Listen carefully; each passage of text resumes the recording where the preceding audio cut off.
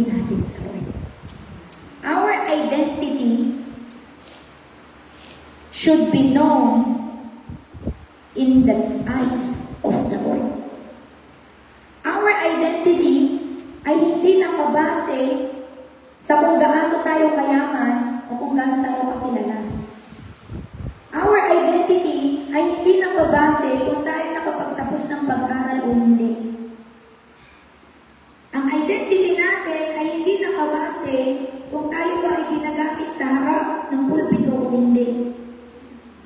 Ang ating identity ay hindi nakabase kung meron ka bang posisyon sa church o wala. Ang identity natin ay mahanap natin sa relasyon natin sa Panginoon. Gusto ng Panginoon, alalahanin natin, anak, find your identity to me, not to the people. Because we cannot please everyone. Kahit gaano po tayo kabait, kahit gaano pa po tayo kagalante, kahit gaano pa po tayo sobrang bait sa lahat, we cannot please everyone. That's why please the one who created us. Yun po yung purpose ng buhay po natin.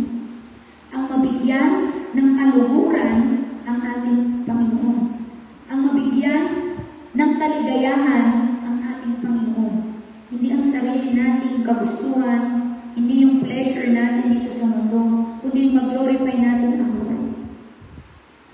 Because doon natin totoong makikita ang satisfaction. The world can never satisfy us. Never. It may give you happy moments for a while, pero iba ang balik. But if you will delight yourself to the Lord, He will give you the desires of your heart. If you delight yourself to the Lord, puputuin niya ang kakulangan sa iyo. If you delight yourself to the Lord, ibibigay niya yung higit pa sa pangangailangan mo.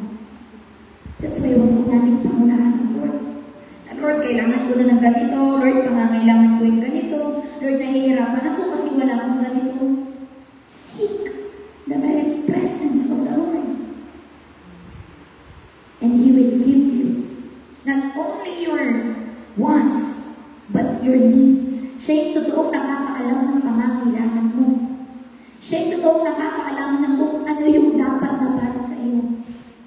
If we do really trust the Lord, we will always acknowledge Him in all of our decisions. Panginoon, kalooban pa ito. Ngayon, tahimik pa si Lord.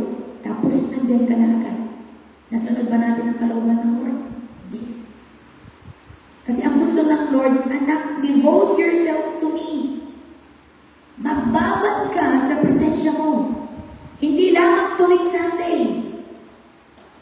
Hindi lamang kapag may gawain. Hindi lamang kapag andyan sila sister o sila brother o sila pastor. Every day. Kasi kung tayo ay hindi magbababad araw-araw, kapag tayo ay nalobad, pwede kang makisaksak sa iba. Ibang spirito.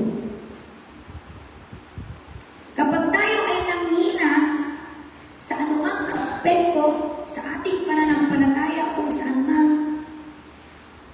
magpa-charge agad sa Lord. Kasi kapag hindi ka nag-charge, hahanapin mo sa iba. Sino may power bank dyan? Eh, ang gusto ng Lord, dumiretso ka ng force. Ba't ka pahahanap ng power bank? Minit ba't ka pahahanap ng inaalay ng kaaway, ng ino-offer ng mundo? If you can direct to God, Panginoon, nanulupay-pay po ako. Kailangan ko po ng lakas. There's strength in the presence of the Lord. Panginoon, may problema po ako. Kailangan ko po ng ganito. You can find answer to the Lord. Panginoon, kailangan ko po ng comfort. Kasi sunod-sunod yung mga problema, sunod-sunod yung mga nalangin. Find comfort in the Lord. Dahil mga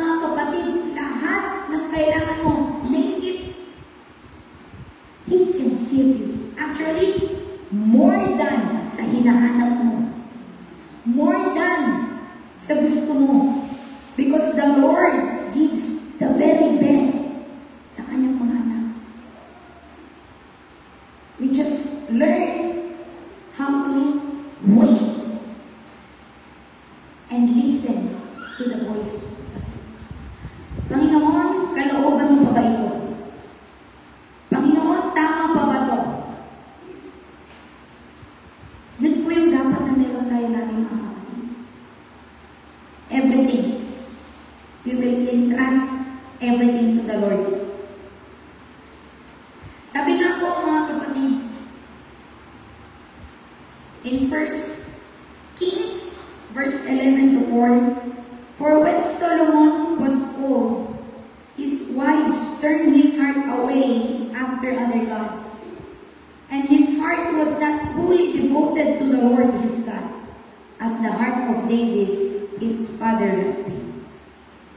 Kung babalikan po natin mga kapatid ang buhay ni Solomon, he is a man of wisdom. May isang bagay siya na hindi nabantayan. This is not about only sa mga nagkakaroon ng mga asawa or sa mga lalaki in general. Pag hindi natin nabantayan yung puso natin, magagawa natin yung mga bagay na hindi natin ginagawa naman doon. Magagawa natin yung mga bagay na hindi na nakalulugod sa harapan ng Panginoon. Sabi niya, his heart was not wholly devoted to his God. Pwede devoted sa Lord, pero baka devoted lang tuwing linggo. Kaya ang sabi, wholly devoted to the Lord. Kaya kanina mga kapatid, una natin sinabi, una natin tinalakay na meron, completely devoted to God. Kung bakit meron mga Kristiyano ang lukewarm, kung meron mga Kristiyano nalulubog lilitaw, it is because they are not yet completely devoted to God. Regardless kung gaano na yan katagal sa church. Dahil mga kapatid, hindi basihan kung gaano yung kanakatagal. Ito ay basihan kung gaano kalalim ang pagsuko mo ng iyong puso sa Panginoon. Ito ay patungkol sa kung gaano kalalim ang relasyon mo sa Panginoon. Ito ay patungkol kung meron ka ba bang personal na devotion sa Lord. Having our personal devotion, our secret place going in our quiet time is a must. Hindi po siya suggestion na gagawin lang natin kapag may free time tayo. O kapag dahil i-check at naging requirements na lang, kaya tayo gagawa, kaya tayo mag-devotion, kaya tayo mag-send sa GC. No. It is our responsibility, not just only as a servant of God, but a child of God. Daily. Busy po kasi ako ng Monday to Friday kasi may pasok. Daily. May bisita po kasi kami biglaan galing po abroad ng Lunes hanggang Martes. Daily. Yung galing naman po kami sa church nung umaga, kahit wala ng devotion personal, nag-aral naman kami sa church. Personal. A Christian that is not wholly and completely devoted to God has thousands of excuses. Panginoon, inaantok na po ako bukas na lang. Hallelujah. Pagkagising, malilate na ako, mamaya na lang. Hindi po deserve mo ito. Yes, the Lord forgives. The Lord is merciful. Naiintindihan ng Lord. Pero kung natin hayaan na lahat ng ginagawa natin excuse ay ibalik sa atin pagdating ng Panginoon. Nak, di ba busy ka? Bakit papasok ka dito sa langit? Busy kayo. Ilang minutes lang yung buwan. Ginagawang devotion. Pilit na pilit ka pa. Tapos gusto mong pumasok. Come on.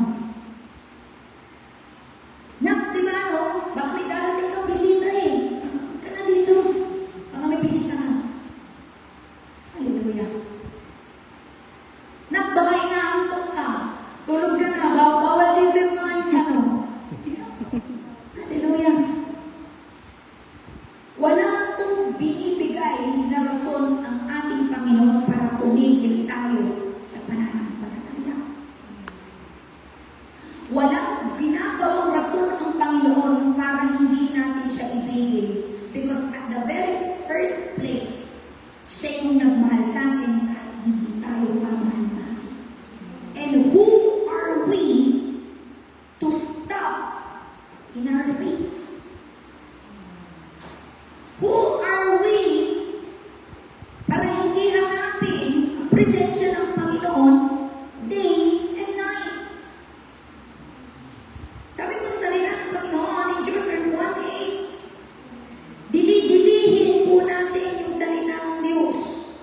Hindi po sinabing i-scan mo yung daily verse at yun na yun. No, hallelujah. Pag sinabing dili-dilihin, minimeditate mo, yun yung umiikot sa isip mo. Hindi yung ano yung problema, may masasabi kaya, anong ulang mamaya, ano kaya yung magandang gawin, ano kaya yung magsasatisfy sa akin. Ang isang tunay na Kristiyano, ang minimeditate niya ay salita ng Panginoon. Dahil kapag nag-meditate ka sa salita ng Panginoon, walang puwang ang panlalamig sa iyo. Walang puwang ang gawa ng kaaway. Bakit? Punong-puno ka. Presensya ng Panginoon. Punong-puno ka ng salita ng Lord. Regardless kung ilang beses ko nang nabasa ang Bible cover to cover. Kasi ang sabi, day and night. Hindi sinabi, once you finish the book, that's it. Walang ganon. Ang sabi, day and night, hanggat nabubuhay ka. Bakit? Kasi hanggat nabubuhay ka, merong tukso. Hanggat nabubuhay ka, hihilain ka ng mahaway. Anong dapat mong gawin? Hanggat nabubuhay ka, hanapin mo ang presensya ng Panginoon. Regardless kung meron ka ng position sa church o wala, na-promote ka na o may title ka man. Kapatid, continue to seek the Lord. Being in front is not the goal. Having title is not the goal. The goal is to please the one who created us. Kasi kahit hindi tayo tumatayo sa pulpito, pero nakikita sa buhay mo ang salita ng Diyos, you already pleasing and glorifying the Lord. Bonus na lang kapag nandito ka sa harap. But people of God, the ministry of the Lord ay hindi lamang dito. Our common denominator is what? To go and make disciples of all nations. Pastor ka man o hindi, as long as natanggap mo ang Panginoon, you are commissioned to share the Word of God. Hindi mo kailangan ng pulpito para magbahagi ng salita ng Panginoon. Ang kailangan mo ay puso na mapagpakumbaba sa Panginoon. Amen. Hindi lahat makikinig sa iyo, pero importante, pinapakinggan mo ang Panginoon. That is the very key. Kapag tayo ay nakikinig sa Panginoon, people around us will listen to us because they see not us, but the Lord inside of us. That's why, mga kapatid, napaka-importante na lagi po natin ipabantay sa ating Panginoon ang ating mga puso. In Acts chapter 13, verse 22, I found David, the son of Jesse, a man after my heart, with whom will do all my will. Kung titignan natin David, tinawag siya naman after God's own heart. Sa tingin po natin, bakit kaya? Hindi naman height, kasi hindi naman siya katangkaran. Hindi naman dahil perfecto siya, dahil nanabalit siya. Ano kaya? Dahil magagaling siyang mga awit o tumutugtog? Because he has a contrite heart. Pusong mapagpakumbaba. Repentant heart. Kasi sabi nga sa salita ng Diyos, ang lahat ay nagkasala. Walang malinis na isa. Ibig sabihin, lahat ng tao ay dapat lang na magkaroon ng mapagpakumbaba na puso sa ating Panginoon. But sad to say, hindi lahat ay bumabalik sa Panginoon.